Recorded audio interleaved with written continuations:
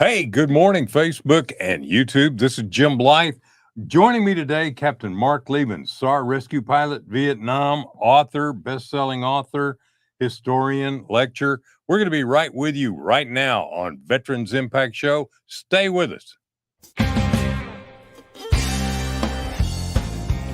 Welcome to the Veterans Impact Show, where our motto is Charlie Mike. Continue the mission. I'm your host, Jim Blythe, U.S. Navy Vietnam veteran and certified senior advisor.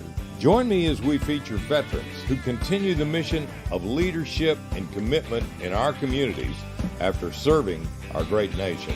Why, you never know who you're going to meet or where we're going to go. So welcome aboard. Hey, great day to you. Welcome aboard, Captain Marc Liebman, SAR rescue pilot, author, lecturer, historian, and damn good friend. Really? Navy pilot. Naval aviator. The Navy does not have pilots. We have aviators. Oh, okay. The Air Force. Yeah. The Air Force has pilots. Well, they actually, pilot here, pilot there.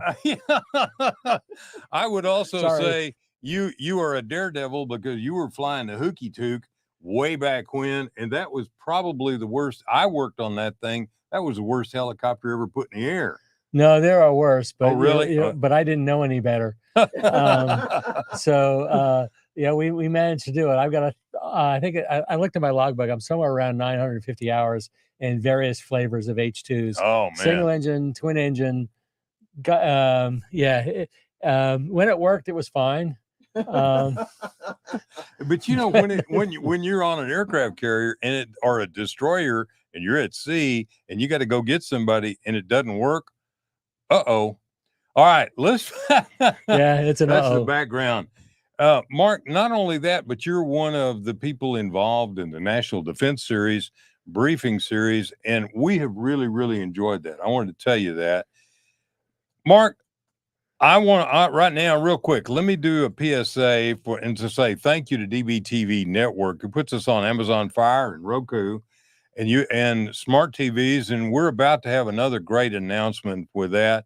So thank you so much, and share with us on YouTube. Help us get that up there and out there. We want to catch up with Marc on your Veterans Impact Show. We want to be as big as you are, and you're huge compared to us.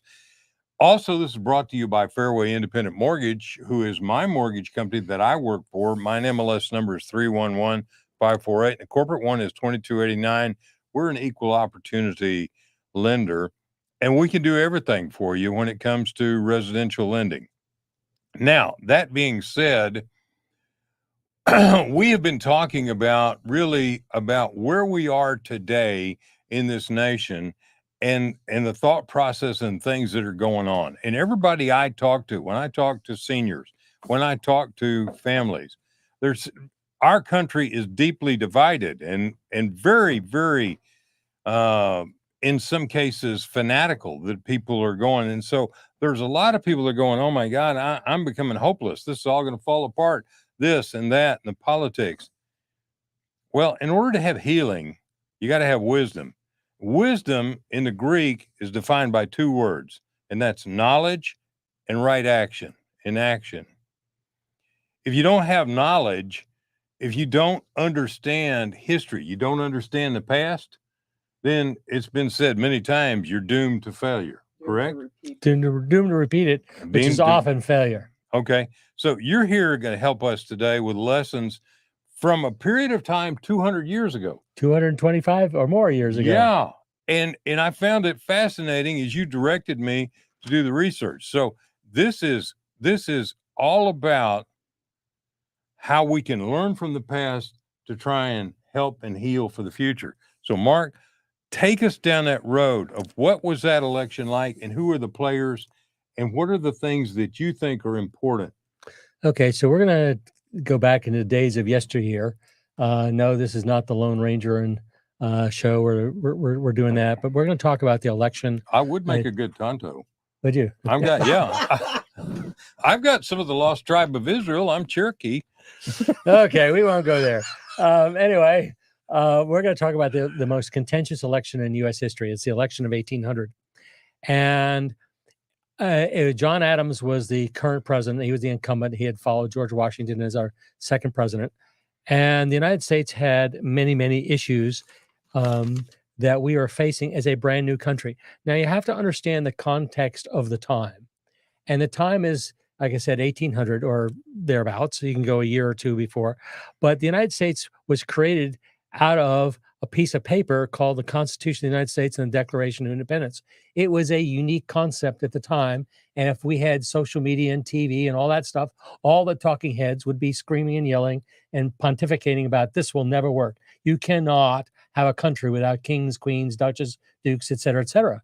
And you had a group of people who are known as the founding fathers because they were all male.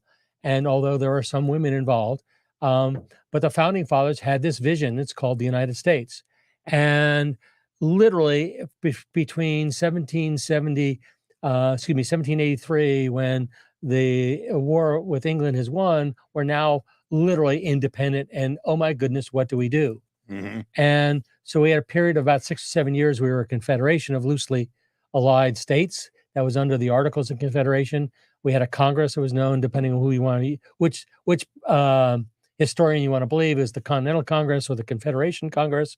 Doesn't really matter. But it had no power as a central government. And our founding fathers realized that this was going to fail unless, or this experiment in democracy was going to fail unless we came up with a central government that had some power. And in 4 months, from May to September 1787, we wrote, or they wrote, this thing called the Constitution of the United States. And they also actually, the first Bill of Rights had 17 amendments, but it got pared down to 10. But that's a whole nother piece of history. So out of this comes this Constitution. We elect our first president, George Washington. We have our first we have our first Congress, and every 2 years we have another Congress. So the first Congress starts as number one, and whatever is the number is today. But we had lots of interesting issues. Number one, the economy was in tatters. England was our primary trading partner before the American Revolution. After the American Revolution, it became became our largest trading partner by far and away. It's like 80%. And the U.S. economy began to grow because what happened in 1792? Well, the French Revolutionary Wars break out. And wars were good business and are good, and through our history have been good business for the United States, particularly when we're supporting somebody else's conflict. So the U.S. economy grows by over 300% between 1792 and 1800. And these are not facts from me. These facts are coming from the Department of Commerce. And wow. And I'll quote some other sources like the Census Bureau. I talk about populations here in a second. So at the beginning of the American Revolution, there were 2.5 million people by British estimates in the 13 colonies. Now think about that for a second. And so and that includes enslaved people, of which about 40,000 were free men. So then you have the American Revolution, and of those 2.5 million people, 178,000 die either from combat, mostly from disease.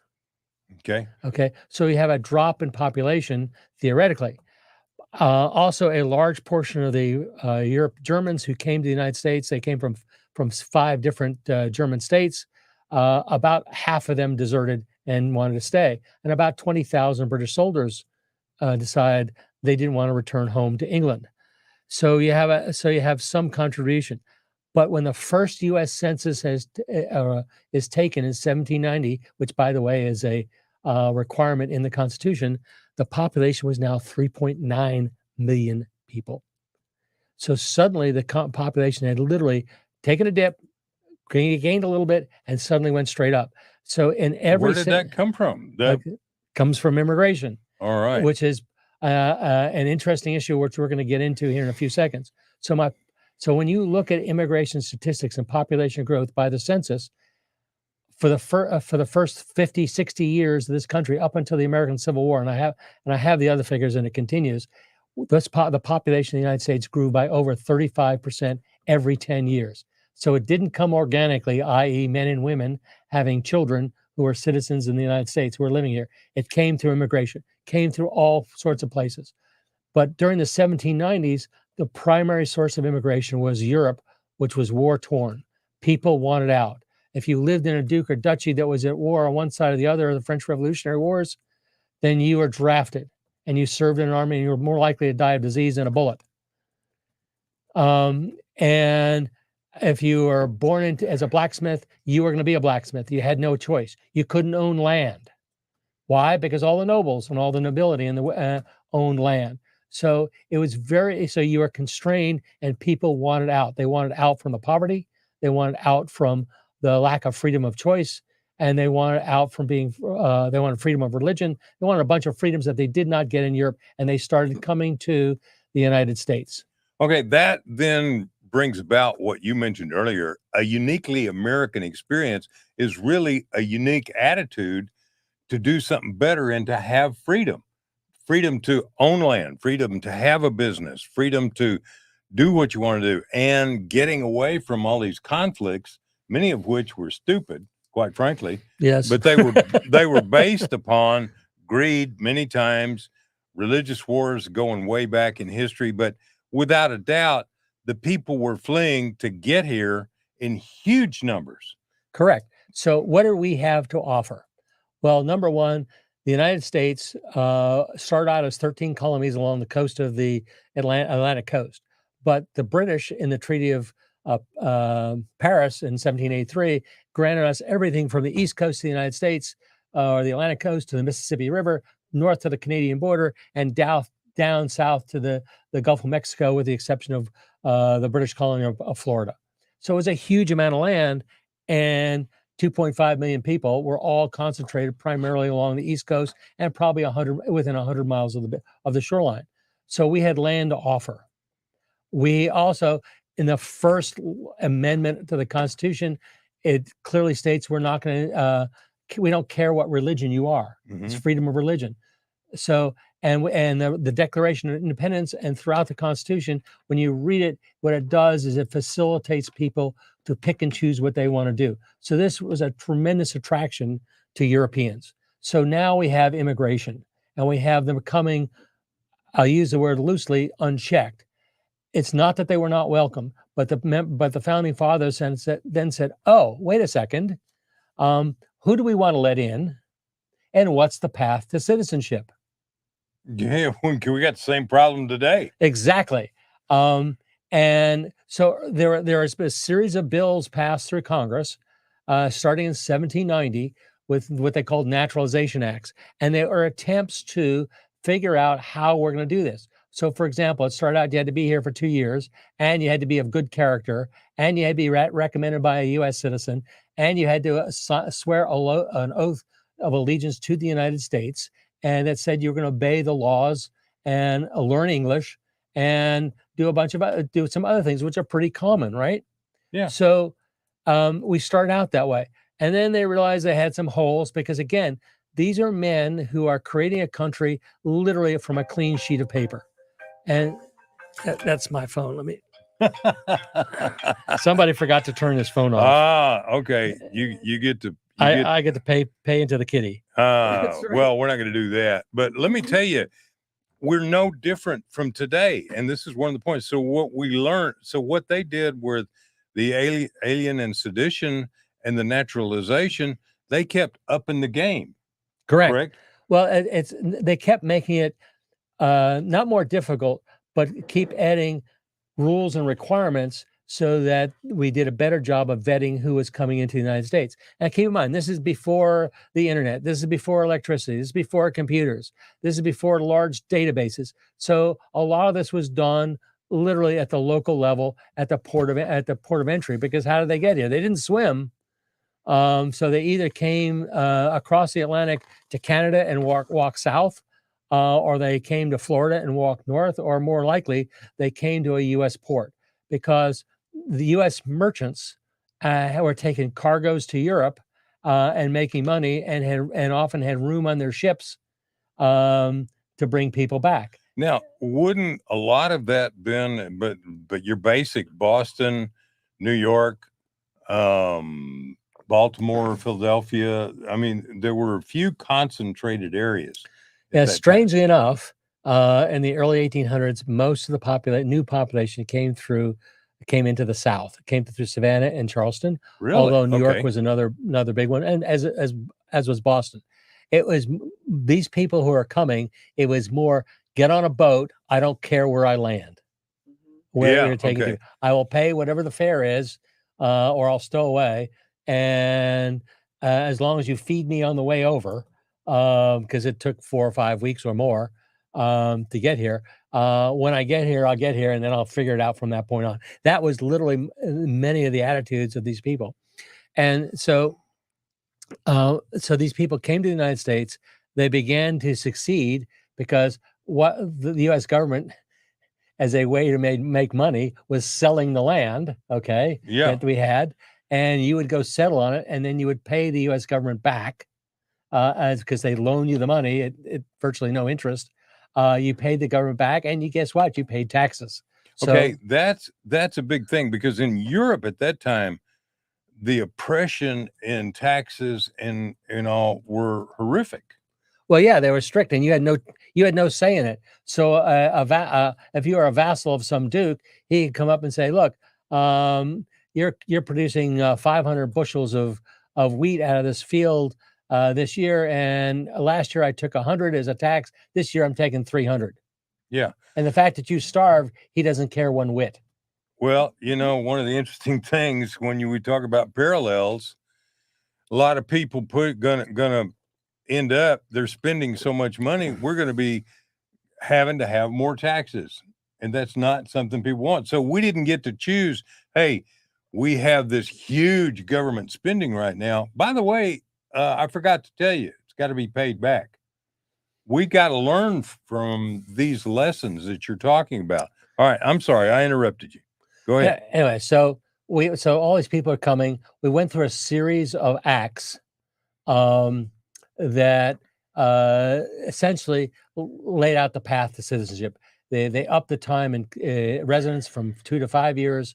They again established what the oath would be, what you had to learn in order to become a citizen, et cetera.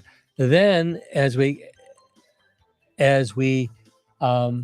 approach the election of 1800, Thomas Jefferson is the Secretary of State, and he wants to be president. And I hear music in the background. Yeah, that's our cue that we're going to take a break for just a second to say thank you and to have our partners who support us. I also, when we come back, I like to set more of the framework to understand the people. There were two parties and some of the people involved: Thomas Jefferson, James Madison, John Adams, Alexander Hamilton. At this point, the great leader, Washington, was gone. So we're going to learn from the past in order to really heal and go forward and come up with things to make our future better.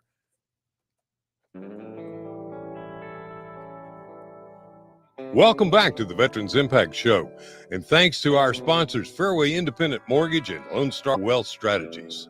Now, let's continue this great conversation.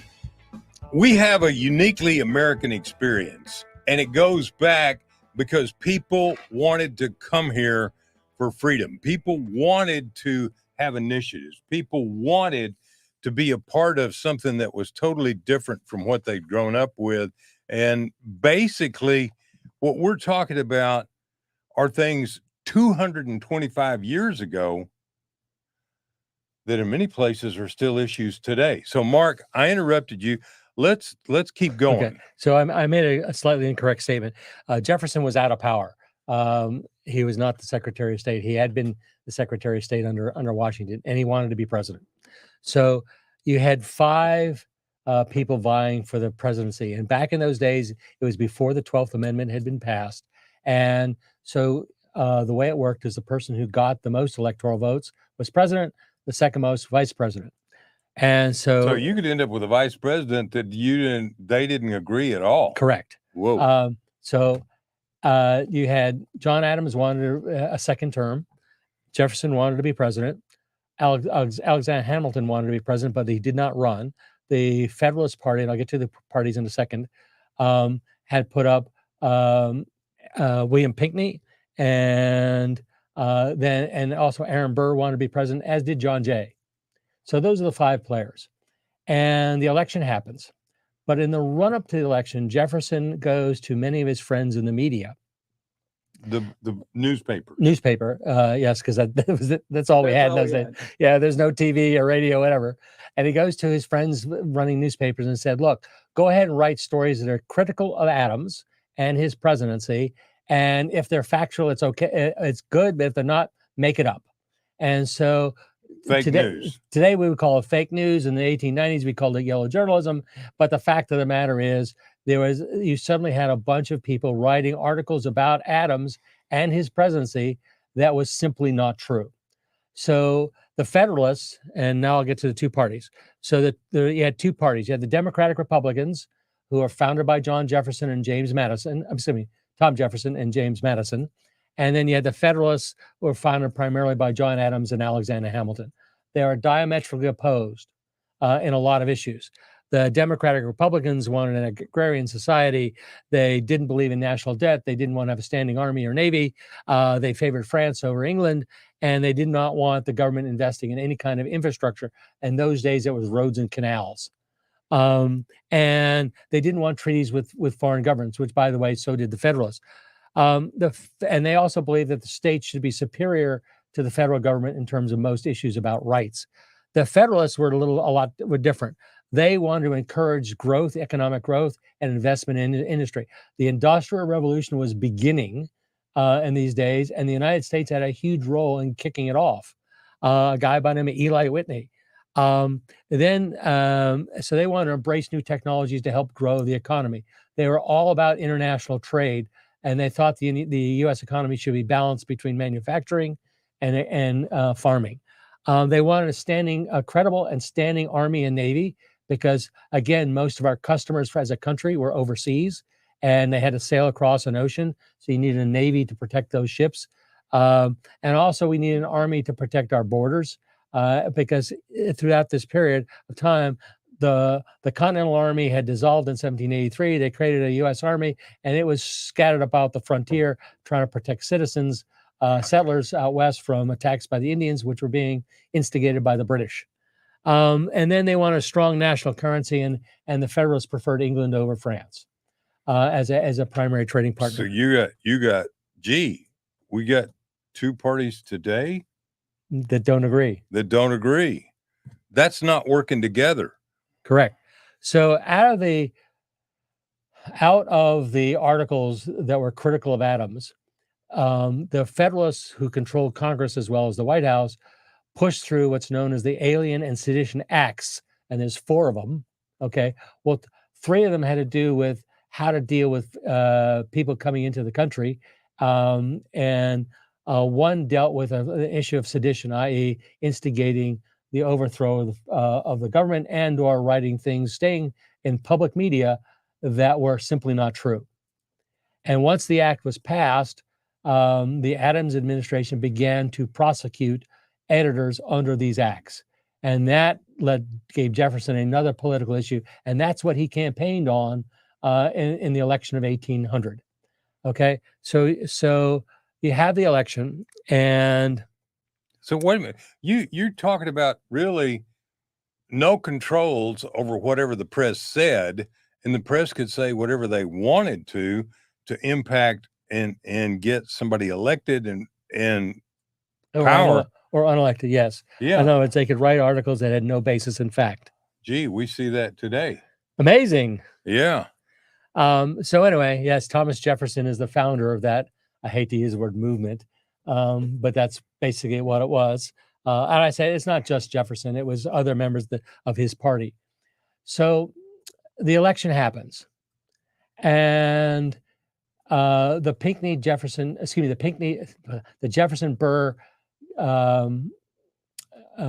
platform versus Adams Pinckney platform literally wind up in a draw. Nobody gets a majority of electoral votes for either president or vice president. So the Constitution requires us to take that result to the House of Representatives. And the House of Representatives then votes on who should be president, who should be vice president. 36 votes happen.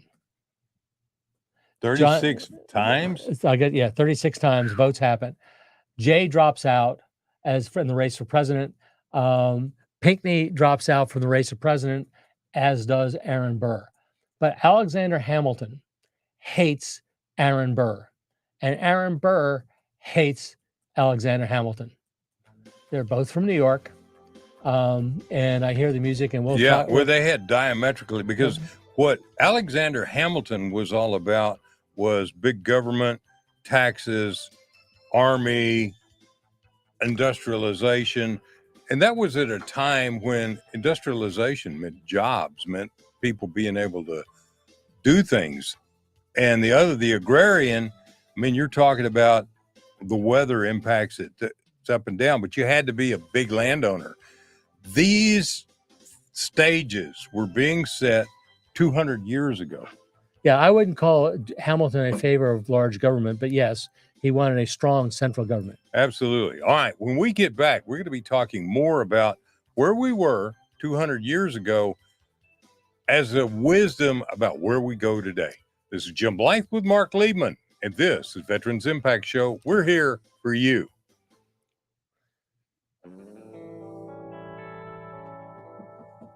Welcome back to the Veterans Impact Show, and thanks to our sponsors, Fairway Independent Mortgage and Lone Star Wealth Strategies. Now, let's continue this great conversation. Hey, I got to say a special thank you to my wife who's waving at me and helping me.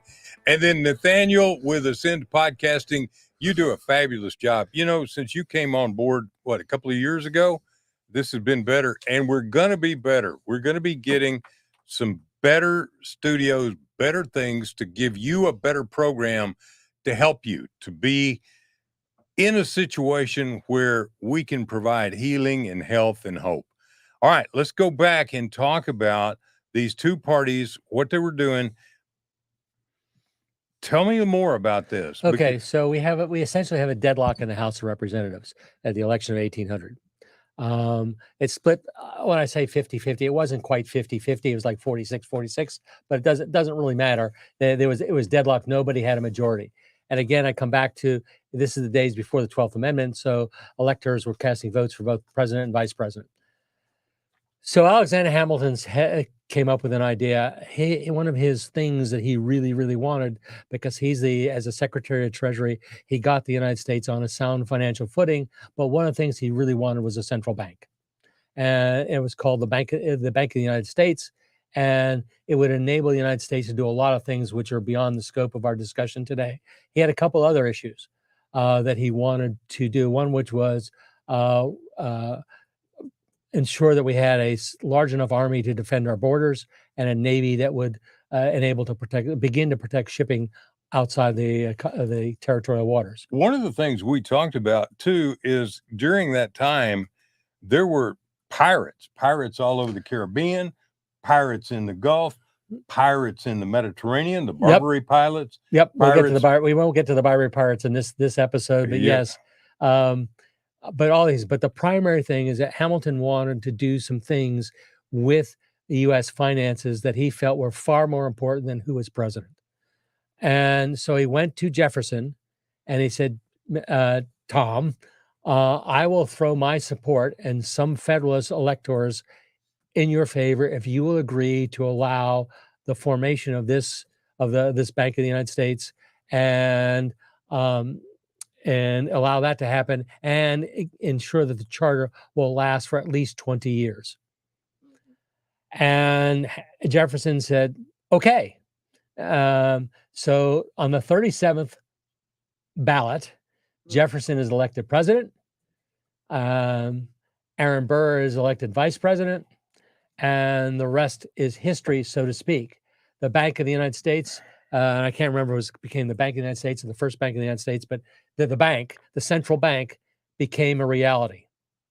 And the long-term benefits, even though the charter was not renewed when it became expired, we went without a central bank for a few years, then it was recreated. But that whole idea of the Federal Reserve System was Hamilton's brilliant idea, and it's with us today. And that also meant currency that could be used throughout the entire so nation. this is the other exciting thing. In 1800, there are 5 currencies that were legal tender in the United States: English pounds, U.S. dollars, French livres, Dutch guilders, Spanish dollars. Okay. Now the Spanish dollars and the Dutch guilders and the French livres had to be either gold or silver. The English pounds could be paper or gold, and the U.S. dollar was paper. And but the fact of the matter is that led to ultimately a elimination of foreign currencies, which didn't happen ultimately until the 1820s. But we began to go down that road because the other thing that the central bank could do is it could work with central banks of other countries for exchange rates and get some stability into the currency, which would do what? Facilitate trade outside the United States. So the election of 1801 literally started as a contention over sedition, or we'll call it yellow journalism or fake news, and immigration, and was solved by a compromise over banking. And the point here being is both sides got what they wanted. Jefferson got to the White House. Well, it wasn't built then, but got to become president, and something he really wanted to do. And by the way, Jefferson did many things after the Revolution that don't get a lot of attention, that were detrimental to the United States. And that's again beyond the scope of this, but he was a very ambitious man who desperately wanted to be president. And this was his path to, as we would call today, the Oval Office of the White House. But the fact of the matter is both sides, Federalists and Democratic Republicans, got together. They came up with a compromise led by Hamilton, who was as much a statesman as he was a politician and attorney, and they got it done. Now, what happened after that is, again, a different issue, but I want to come back to immigration here for a second. Immigration has been with us since this country was founded. We typically, about every 20 or 30 years, we go through a change in what immigration is. And what I mean by that, I don't mean the fact that people come from foreign countries to the United States, but what causes it. Because we live in a dynamic world, even back then. So the context around the country changes. So in the early 1800s, what did we have? We had land, and we had to settle it, and we had to go all the way to the Pacific. So that issue stayed in the background throughout our history till at least World War I. Okay, so you had a famine in Ireland, and the British government was literally paying people to get on boats and go someplace. They didn't care where.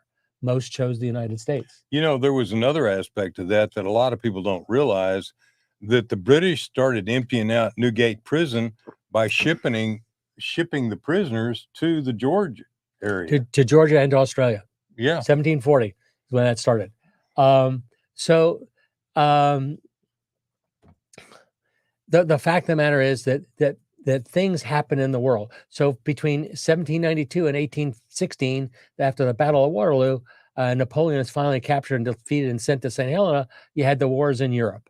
Then you had the famines in not only Europe and Ireland, but other places. You had endemic poverty because the Napoleonic Wars and the French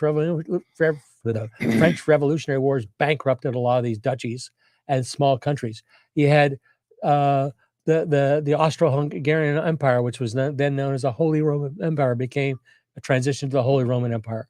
You had it set off movements in Europe. You suddenly had countries like Italy, which was a series of duchies and dukedoms becoming uniting, which took until the 1870s. Germany the same way. Prussia was always the big dog, but Bavaria, Hesse, all these other, Schleswig-Holstein, Hanover, all these other duchies finally under Bismarck became what we now know as known as Germany. But that didn't happen until the late 1800s.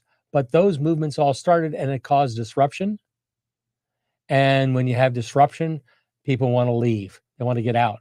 And then I don't want to talk too much about Russia, but Russia was a basket case under the czars, and the oppression was horrible. Oh, if God, you weren't in the ruling class, you were poor. Very. And there were a lot of immigrants that went to Russia from Jewish people, from other people, but they really weren't welcome. Yeah. So the immigration from Central Europe, some people call it the Pale, which is now modern day Ukraine, parts of Ukraine, Belarus, Poland, um, and what we call Western Russia, was immense. I mean, millions left, and they went lots of places. A lot of them came to the United States, Mm-hmm. but so did a lot of Germans, so did a lot of Italians, so did a lot of Spaniards, so did Scandinavians. They all came to the United States, and there's an expression that at least my ancestors talked about, which is the United States, where it was a place where streets were paved with gold. And what that Then really you had to get out there and go find the gold. Go find the gold. But the fact of the matter is, when you arrived on these shores, you had the opportunity to do that. Not everybody succeeded.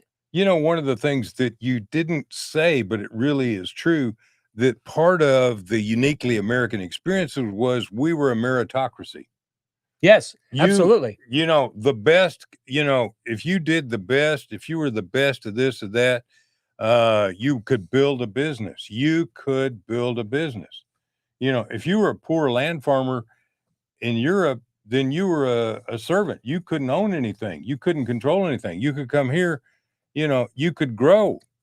Farms become bigger and bigger and bigger. You could own the land. Yes. And B, you could if the land next door to you came available, you could buy it if you had the money. Yeah. Or you could go get a loan from a bank. And this is the advent of land banks and a whole bunch of other things. But the United States, you're right, it was one of the first true meritocracies. Now, it wasn't perfect. Don't get me wrong.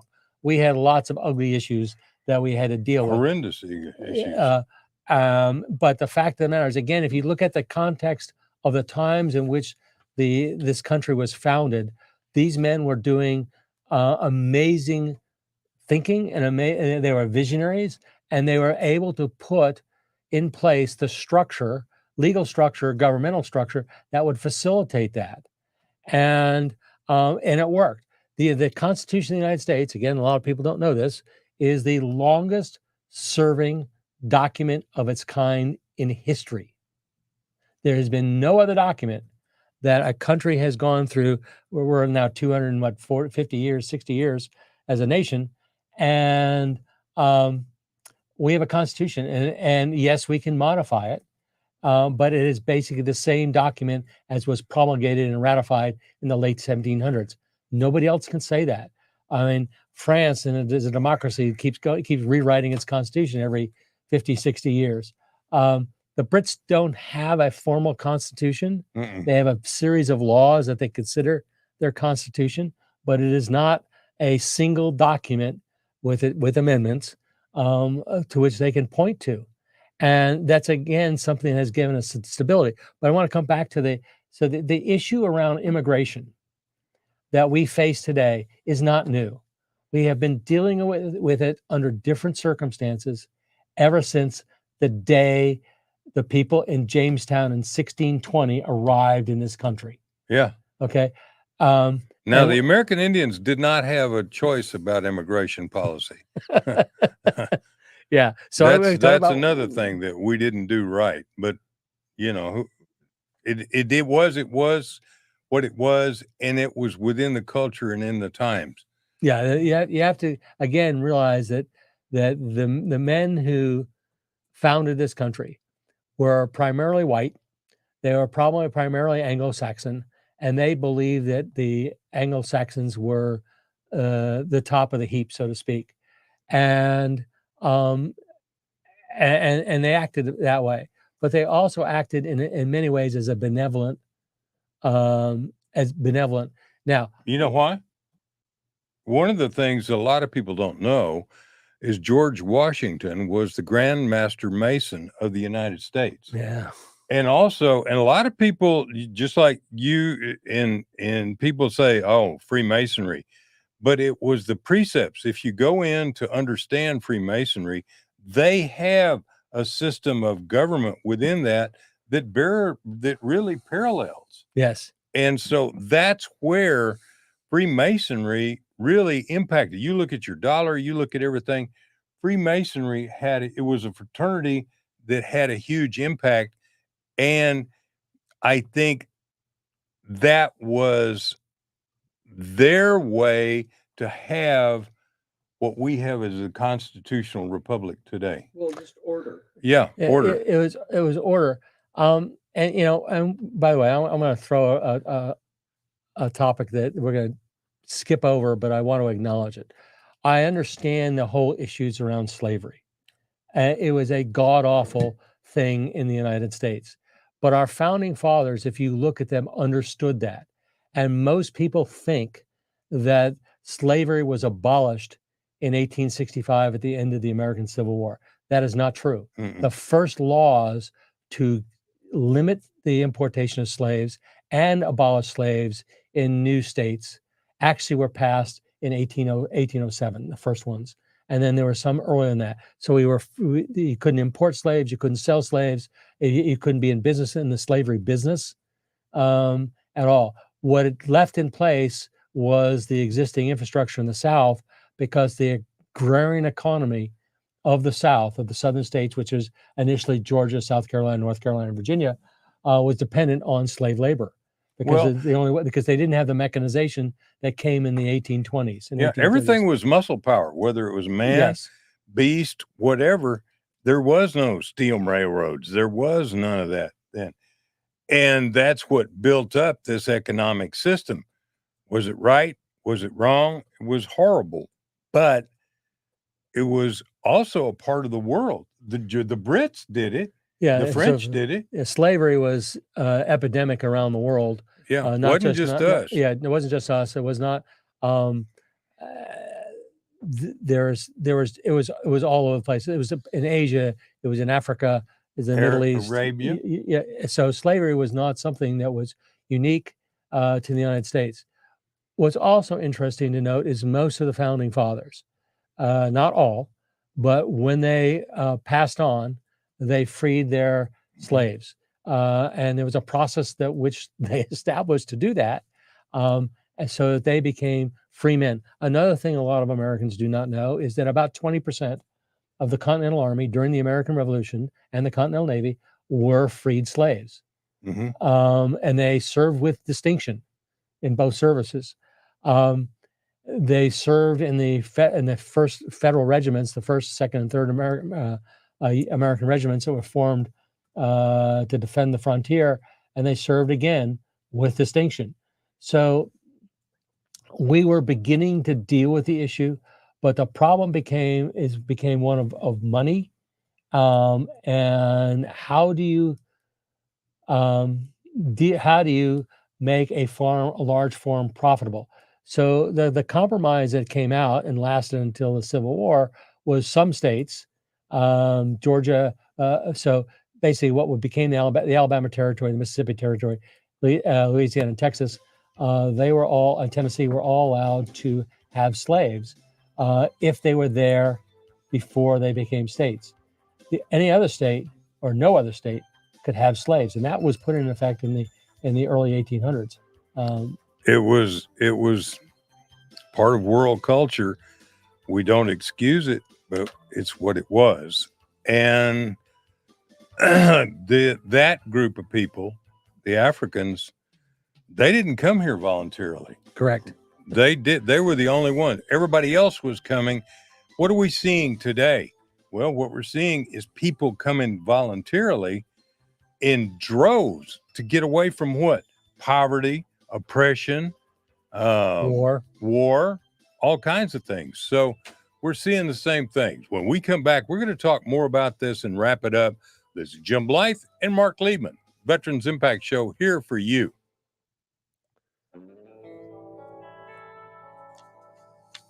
Welcome back to the Veterans Impact Show. And thanks to our sponsors, Fairway Independent Mortgage and Lone Star Wealth Strategies. Now, let's continue this great conversation. Hey, I got to tell you, I'm learning a lot, and I have been learning a lot. Let me make a suggestion. If you want to know more, go to Wikipedia and do what I did and just look up this information, because it's amazing. Why is it amazing? Because a lot of people go, I hate history. because we're living it right now. And if we don't learn from history, Mark, what's going to happen? We are doomed to repeat it. Bingo. So, by the way, Wikipedia is a wonderful reference. It's kind of like the online Encyclopedia Britannica. And the best part of Wikipedia, for those who if you've never been there, is not so much the writing and their own analysis, but it's the references that at the end of each article. So you get 3 or 4, sometimes pages of references, and they are wonderful places to go do more research. And you can, and then typically those places that will give you even more sources. So it sounds like a rat hole, but it's not. But for the most part, Wikipedia generally gets it directionally accurate. There's always stuff in history on the margins that people contend that are different. For example, Washington in 1753 was involved, and people accused him of attempting to start a war and covering it up, when in fact the historical record shows otherwise. But there is a French document that he signed, even though he could not read French, that says he murdered somebody. And the people who were there on both sides, actually on the people who were with him, said that's just simply not true. But the French, when he was forced to surrender in the woods of Pennsylvania in 1754, made him sign this document. So there's lots of things that you'll learn, but again, most of what you can read is on credible sources. You have to understand that it's in the context of the time. You cannot apply what your values of 2024 to what is done in 1794. They just don't work because they're not compatible. So I want to make one more point. Is one of the things that are unique about the founding fathers is they would sit down, and as much as they disagreed with each other, and there are some pretty ugly fundamental disagreements in philosophy, governmental approach, how to do things, they all knew that if they did not sit down and hash it out and come up with a compromise that both of them could live with, they would ultimately, both sides would fail.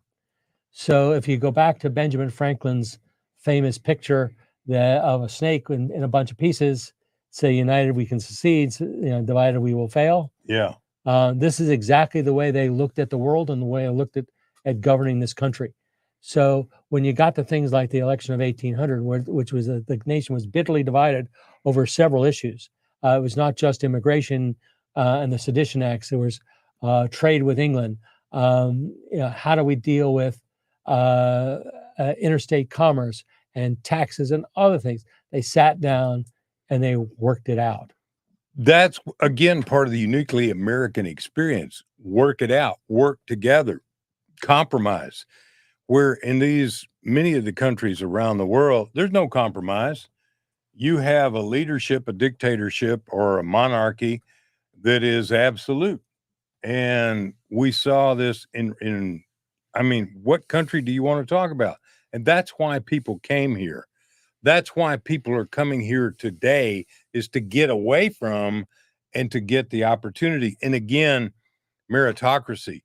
One of the things that really I went through this and to understand it, again, there were people with agendas that were creating fake news and trying to influence people with fear. We got that going on today. Yep. On both, it's become part of the fabric, but that fabric goes back 200 plus years. But we've got to say, okay, what's real, what's not real, fact check, understand, because what we really got to do, if we want to be a nation, a constitutional nation, 200 years from now, we better start working together. And I think one of the things we're seeing now, as much as in 1800, is at loggerheads. Yep. So what's interesting is that I pick on Aaron Burr and Alexander Hamilton because they are at opposite ends of the spectrum. And By the way, didn't Burr kill Hamilton? Yeah, and Hamilton engineered a duel, and they agreed to just satisfy their honor by shooting into the ground, and Burr took the opportunity to shoot at Hamilton and kill him, or ultimately kill him. But that's not the point. The point is the fact that that was an instance where two political leaders could not work out their differences, and it ended tragically. It's a metaphor for the rest of the country. And there were then, as is today, people would be horrified with that kind of outcome. And yet we have and by the way, the reason Hamilton hated Burr, one of the reasons, was Burr was all about raw, naked power. Oh, okay. Burr wanted power. He wanted to be the governor. He wanted to be the mayor. He wanted to be the vice president. He ultimately wanted to be the president because he wanted to be able to control people. And when you have people who are interested more in power than the general welfare, so to speak, you have problems. And I think that we see a lot of that today between the two parties. This is all about power and what we can give to the people, so to speak, as opposed to what the people can earn and what choices the people can make. Well, it's also, to me, the bureaucracy has become so heavy. Yes. All right. We've had a great day. We're trying to educate you to help bring this nation together and heal. So we have a prayer. Lord God of the universe, we close this with a prayer, and we thank you for your absolutely unfailing protection of us and for helping to build this nation. We thank you for your protection of our active duty military and our first responders who run into the fire. We thank you, God, for men and women learning and working together and learning from history. Dear God, we thank you for our veterans who have experienced this and need to bring this nation back together. We want to bring this nation together, one nation, under God, indivisible, with liberty and justice for all. Amen. Amen. Thank you, Mark. Thank you, Jim. That was great. I enjoyed that. All right, next week we're going to be back, and we're going to be talking about health and wellness. This is Veterans Impact Show.